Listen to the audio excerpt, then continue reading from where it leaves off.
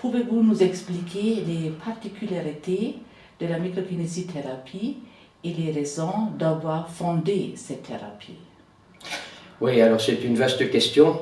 On va peut-être un tout petit peu commencer par la deuxième partie, c'est-à-dire pourquoi est-ce qu'on a essayé de faire ce type de thérapie. Je suis physiothérapeute, on dit en français kinésithérapeute depuis plus de 40 ans, et j'ai fait une formation d'ostéopathie également, et c'est vrai que ça m'a beaucoup appris.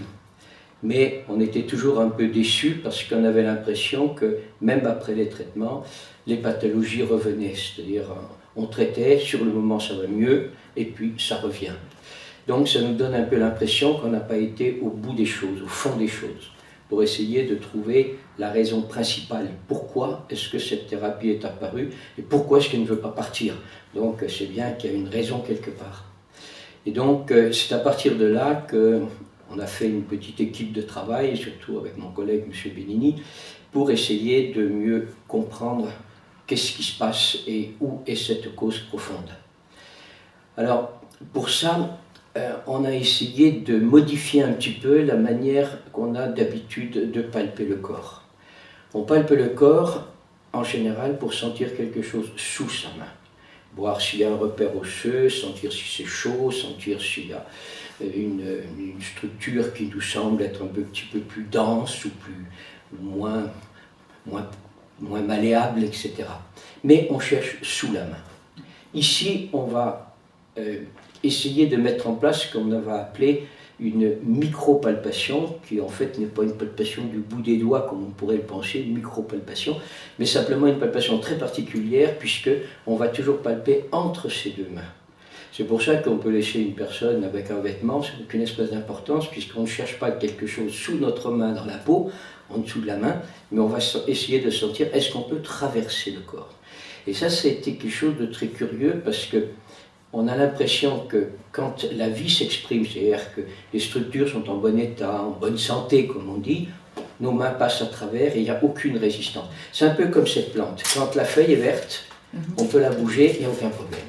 Et si la feuille est sèche, vous ne pouvez pas la bouger. Elle est raide, elle a une structure, on la sent comme avec une... Elle apparaît différemment dans nos mains, il y a une certaine raideur. Bien c'est pareil, quand on va passer à travers le corps, on a l'impression qu'il y a des zones qu'on peut traverser sans aucun problème et d'autres qui résistent. Donc on a l'impression qu'elles ne sont plus malléables. Ça veut dire que le tissu n'est plus capable de s'adapter à une modification que l'on fait avec nos mains.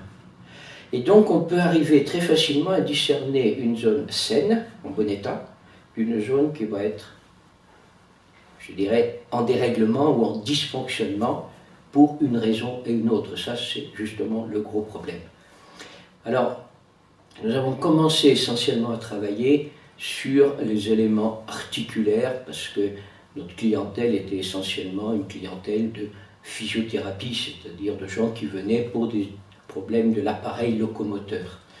Et très vite, on s'est aperçu que quand il y avait un problème de type articulaire, avec des douleurs, des séquelles par rapport à des fractures, des entorses, des traumatismes, etc., on sentait la résistance entre nos mains, beaucoup plus dans les structures musculaires qui commandent l'articulation que dans l'articulation elle-même.